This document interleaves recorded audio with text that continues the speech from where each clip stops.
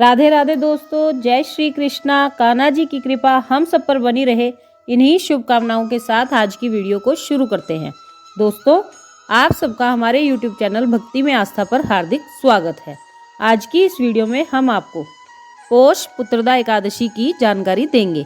आप सबसे रिक्वेस्ट है कि वीडियो को पूरा और ध्यान से सुनिएगा। चलिए शुरू करते हैं। हिंदू धर्म में एकादशी के व्रत का विशेष महत्व होता है। नए साल की पहली एकादशी 13 जनवरी के दिन पड़ रही है। 13 जनवरी को पौष माह के शुक्ल पक्ष की एकादशी है। इसे पुत्रदा एकादशी के नाम से जाना जाता है। इस दिन भगवान श्री हरि विष्णु और माता लक्ष्मी की पूजा उपासना की जाती है। मान्यता है कि इस दिन व्रत रखने से दंपत्ति को संतान की प्राप्ति होती है। इसलिए संतान प्राप्ति की कामना करने वाले साधकों को पौष पुत्रदा एकादशी का व्रत अवश्य ही रखना चाहिए। पुत्रदा एकादशी की तिथि और शुभ मुहूर्त। पंचांग के अनुसार पौष पुत्रदा एकादशी की तिथि 12 जनवरी शाम 4:49 पर शुरू होगी और 13 जनवरी शाम 7:32 पर समाप्त होगी। क्योंकि सूर्योदय व्यापिनी तिथि को लिया जाता है, इसलिए व्रत 13 जनवरी के दिन रखा जाएगा। जो लोग व्रत रखेंगे वो 13 जनवरी के दिन किसी भी समय भगवान विष्णु जी और माँ लक्ष्मी की पूजा कर सकते हैं। जीवन में सुख, शांति, समृद्धि और संतान सुख पाने के लिए पुत्रदा एकादशी के दिन भगवान विष्णु और माँ लक्ष्मी को प्रसन्न करने के लिए व्रत रखा जाता है। पुत्रदा एकादशी का महत्व। ऐसा माना जाता है कि पुत्रदा एकादशी के दिन भगवान विष्णु की विधिवत पूजा करने और व्रत रखने से पुत्र प्राप्ति की इच्छा संपूर्ण होती है। इस व्रत को करने वाले जातकों पर भगवान विष्णु की असीम कृपा बनी रहती है और उनकी मनोकामना भी पूर्ण होती है। जो लोग साल में 2 बार यह व्रत रखते हैं उन्हें मोक्ष प्राप्त होता है और उनकी संतान को सेहत का वरदान भी प्राप्त होता है। पुत्रदा एकादशी व्रत की पूजन विधि। एकादशी के व्रत के नियम दशमी तिथि से ही लागू हो जाते हैं, इसलिए दशमी के दिन भी प्याज लहसुन का सेवन नहीं करना चाहिए। द्वादशी पर व्रत का पारण होता है। अगर एकादशी व्रत करना है तो दशमी के दिन सूर्यास्त से पहले ही भोजन कर लेना चाहिए। पुत्रदा एकादशी के दिन सुबह सूर्योदय से पहले उठें और स्नान करने के बाद साफ कपड़े धारण करें। हो सके तो पीले रंग के कपड़े धारण करें। इस दिन गंगा स्नान का नियम है, परंतु अगर आप ऐसा नहीं कर पा रहे हैं तो नहाने के पानी में ही गंगा जल मिला लें। भगवान विष्णु की पूजा करें। भगवान विष्णु की पंचोपचार विधि से या जो भी सामग्री भक्त के पास हो उससे पूजन कर लेना चाहिए। उन्हें धूप, दीप, पुष्प, अक्षत, रोली, फूल माला और नैवेद्य अर्पित करना चाहिए और साथ ही साथ व्रत का संकल्प भी लेना चाहिए। भगवान से प्रार्थना करनी चाहिए कि आज मैंने एकादशी का व्रत रखा है और यह मेरा व्रत संपूर्ण कराने में मेरी मदद कीजिए। पौष पुत्रदा एकादशी के दिन ओम नमो भगवते वासुदेवाय मंत्र का जाप करना चाहिए। विष्णु सहस्त्र नाम का पाठ करना चाहिए। विष्णु अष्टोत्तरम का भी पाठ अत्यंत फलदायी होता है। पौष पुत्रदा एकादशी को पुत्रदा एकादशी के साथ साथ वैकुंठ एकादशी और मुक्कोटी एकादशी भी कहा जाता है।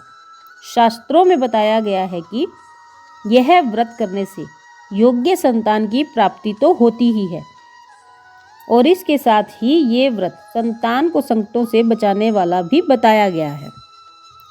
पुत्रदा एकादशी व्रत के पारण का समय। पुत्रदा एकादशी व्रत का पारण 14 जनवरी 2022 दिन शुक्रवार को सुबह 7:15 से सुबह के 9:21 तक कभी भी किया जा सकता है। पारण तिथि के दिन द्वादशी तिथि समाप्त होने का समय 14 जनवरी रात्रि 10:19 तक का है। चलिए अब आपको पुत्रदा एकादशी व्रत की कथा भी सुना देती हूँ। आप सभी ध्यानपूर्वक सुनिएगा। पुत्रदा एकादशी व्रत में इस कथा को अवश्य ही पढ़ना या सुनना चाहिए। मान्यता है कि कथा को ध्यानपूर्वक सुनने से ही इस व्रत का पूरा पुण्य प्राप्त होता है। महाराज युधिष्ठिर ने पूछा, हे भगवान, आपने सफला एकादशी का महात्म्य बताकर बड़ी कृपा करी। अब कृपा करके यह बतलाइए कि पौष शुक्ल एकादशी का क्या नाम है, उसकी विधि क्या है और उसमें कौन से देवता का पूजन किया जाता है। भक्त वत्सल भगवान श्री कृष्ण बोले, हे राजन, इस एकादशी का नाम पुत्रदा एकादशी है। इसमें भी नारायण भगवान की ही पूजा की जाती है। इस चर और अचर संसार में पुत्रदा एकादशी के व्रत के समान दूसरा कोई भी व्रत नहीं है। इसके पुण्य से मनुष्य तपस्वी, विद्वान और लक्ष्मीवान होता है। इसकी एक कथा मैं तुम्हें सुनाता हूँ, सो तुम ध्यानपूर्वक सुनो। भद्रावती नामक नगरी में सुकेतुमान नाम का एक राजा राज्य करता था। उसके कोई पुत्र नहीं था। उसकी स्त्री का नाम शैव्या था। वह निपुति होने के कारण सदैव चिंतित रहा करती थी। राजा के पितर भी रो रो कर पिंड लिया करते थे और सोचा करते थे कि इसके बाद हमको कौन पिंड देगा। राजा को कोई भाई, बांधव, धन, हाथी, घोड़े, राज्य और मंत्री, इन सब में से किसी से भी संतोष नहीं होता था। वह सदैव यही विचार करता था कि मेरे मरने के बाद मुझको कौन पिंडदान करेगा। बिना पुत्र के पितरों और देवताओं का ऋण मैं कैसे चुका सकूंगा। जिस घर में पुत्र ना हो उस घर में सदैव अंधेरा ही रहता है। इसलिए पुत्र उत्पत्ति के लिए प्रयत्न करना चाहिए। जिस मनुष्य ने पुत्र का मुख देखा है वह धन्य है। उसको इस लोक में यश और परलोक में शांति मिलती है, अर्थात उसके दोनों लोक सुधर जाते हैं। पूर्व जन्म के कर्म से ही इस जन्म में पुत्र, धन आदि प्राप्त होते हैं। राजा इसी प्रकार रात दिन चिंता में लगा रहता था। एक समय तो ऐसा आया कि राजा ने अपने शरीर को त्याग देने का निश्चय किया, परंतु आत्मघात को महान पाप समझकर उसने ऐसा नहीं किया। एक दिन राजा ऐसा ही विचार करता हुआ अपने घोड़े पर चढ़कर वन को चल दिया तथा पक्षियों और वृक्षों को देखने लगा। उसने देखा कि वन में मृग, व्याघ्र, सुअर, सिंह, बंदर, सर्प आदि सब भ्रमण कर रहे हैं। हाथी अपने बच्चों और हथिनियों के बीच घूम रहा है। इस वन में कहीं तो गीदड़ अपने कर्कश स्वर में बोल रहे हैं, कहीं उल्लू ध्वनि कर रहे हैं। वन के दृश्यों को देखकर राजा सोच विचार में लग गया। इसी प्रकार आधा दिन बीत गया। वह सोचने लगा कि मैंने कई यज्ञ किए, ब्राह्मणों को स्वादिष्ट भोजन से तृप्त किया, फिर भी मुझको दुख प्राप्त हुआ। ऐसा क्यों हुआ? राजा प्यास के मारे अत्यंत दुखी हो गया और पानी की तलाश में इधर उधर फिरने लगा। थोड़ी दूरी पर राजा ने एक सरोवर देखा। उस सरोवर में कमल खिले हुए थे तथा सारस, हंस, मगरमच्छ आदि विहार कर रहे थे। उस सरोवर के चारों तरफ मुनियों के आश्रम बने हुए थे।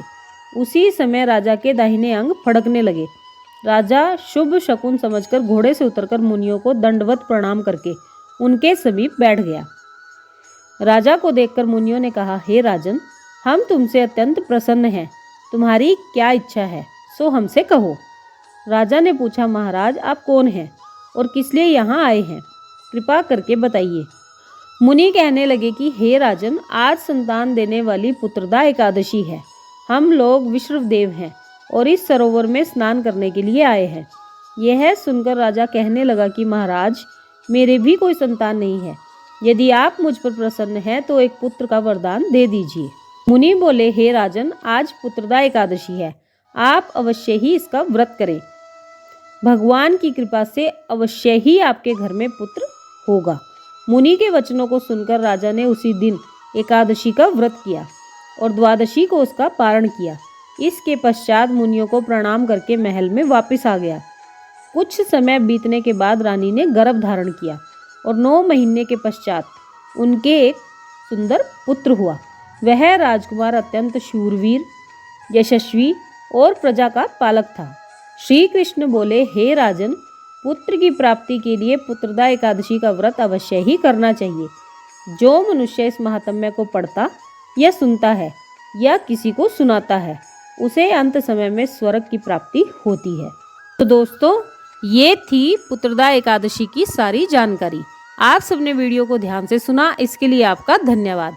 आज की वीडियो में बस इतना ही। कल फिर मिलेंगे एक और नई वीडियो के साथ। तब तक स्वस्थ रहिए, मस्त रहिए, अपना और अपनों का ख्याल रखते रहिए और प्रभु श्री हरि के श्री चरणों से जुड़े रहिए। राधे राधे दोस्तों, जय श्री कृष्णा, जय माता दी।